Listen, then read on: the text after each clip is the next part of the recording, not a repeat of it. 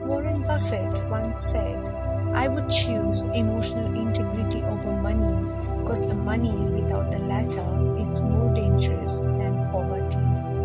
Most of the people think what happened in the past is going to be repeated again. That's alright, because that's the only way through which we can see the future. But they fail to see the power of action to change the past pattern. When people self-analyze, they often tend to worry and feel guilty over their weakness and brood over the things that they can't change. Deep in our heart, we all want to explore, to learn new things. While doing this, so many fear arise, and mainly the fear of failure. It's okay to make mistakes. No one is infallible. The aim is to try and stretch and keep growing. When we love and respect ourselves, then we send out signals for other people to do so. People who have trouble in loving themselves are filled with doubts and fail to see the love that they receive. They exhibit aggression in their tone or body language and most likely to receive the same from others. This becomes a vicious cycle. The book 6 Pillars of Self-Esteem shows you the 6 main stepping stones that will take you nearer to your dreams. Living consciously. Most people commonly tend to react to life rather than live it. Reacting is to act based on your feelings. Our mind tend to move to a frequency of those who surround us. Like when we are with an angry person, our mind tend to be angry and then say, he or she provoked me. This is the good opportunity for you to know yourself. What is distracting you from achieving your goal? Living consciously is another way of living, that is to live with a choice. Following a definite plan to which you are directing all your energy and to accept what is not in your control. It is about holding the focus in the mind, energy and body, irrespective of situations, what people say about you and what kind of people you are with, and even your financial position. Most of the time, people talk about what they don't want. Train your mind to talk about what you want. The first thing you can start doing is list out 3 things that you actually want, like peace, love, joy, harmony, certain amount of wealth. Once you get crystal clear on what you want, then it is easy for you to focus and attain it.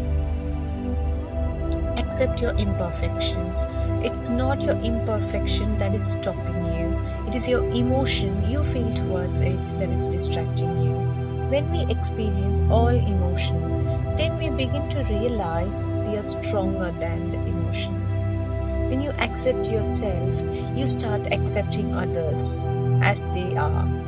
You actually start to see life as it is and start responding and not reacting. By doing that, you can save a lot of energy and direct this energy to what you want.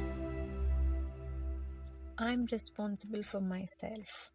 Without self-responsibility, you cannot gain self-esteem. People often say, that's not my fault. I didn't do it. I'm like this. I can't change. Finally, they blame it on the fate. Self-responsibility is not that point where you take worry and pain for each and everything that's not working. But it's your call to do your share towards your growth. How you want to talk, the way you talk, your tone, your body language, irrespective of any situation. Choose how you want to deal with the situation. Choose how you want to feel. What kind of thought pattern you want to follow. After making the choice, give time for yourself for the shift to happen. Then you'll be like, wow, is this me? And we'll start realizing how much can we do with our life. Why didn't I do this before? It so happens that sometimes you didn't get the results you expected, or sometimes we give and we didn't get back. or we don't get appreciated for our good deeds, then the inner child wakes up and starts fighting. As we go through this in our journey, we'll see that these things don't even matter to reach our goal. Self-assertiveness is to love and respect yourself irrespective of who you are, what you do, and what circumstances you are in. It means to stand up to your own ideas even if others don't agree with you.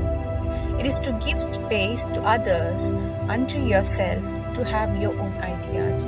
It is about getting clear and saying yes only if you want to say yes. Do not force your decision on other people, and do not let other people to force their decision on you. It is not to say no for everything in order to practice self-awareness. You can start applying self-awareness by listing your own ideas based on your needs. To live purposefully is to change your reactivity into proactivity. It is about using your energy and power to realize your goal. It could be love, relationship, wealth. Often people say, I don't have energy. And how do successful people have so much of energy? The fact is not about getting the energy, but it's about releasing the energy. Your energy is so stuck with so many mental blocks like this could happen, I might fail, what others would say. But we miss to realize that the happiness doesn't come from the success or failure. It comes from the action that we take to realize our goals. Sometimes we tend to be productive and we even lose our sleep in the process. We lose the present by focusing on the future. The real art is to balance both the present and the future without inclination to just one side. Living purposefully for some could mean peace, and for some it could be wealth, and some people believe being aimless is also a purpose. We need to respect other person's purpose and give them their own space while we stay in our goals. Personal integrity is to be committed to yourself, to be honest to your moral values and consistently work to live them. Some people might say, why should we live that way? Just imagine two people, one man who lives without any plan and gets thrown away by each and every situation and feels frustrated at the end of the day, and the other man who has a definite plan about his way of thinking, way of living, values and goals, and live according to that. Whom do you think will have more satisfaction? One way to practice personal integrity is to check your pattern of thinking, pattern of speaking, and the pattern of doing things. And deeply think, if that's the way I want to think, if that's the way I want to speak. The aim is not to criticize yourself, but it is just to bring to your attention if you're really doing the things the way you want to do it. If not, how you want to do it. To think where you're going.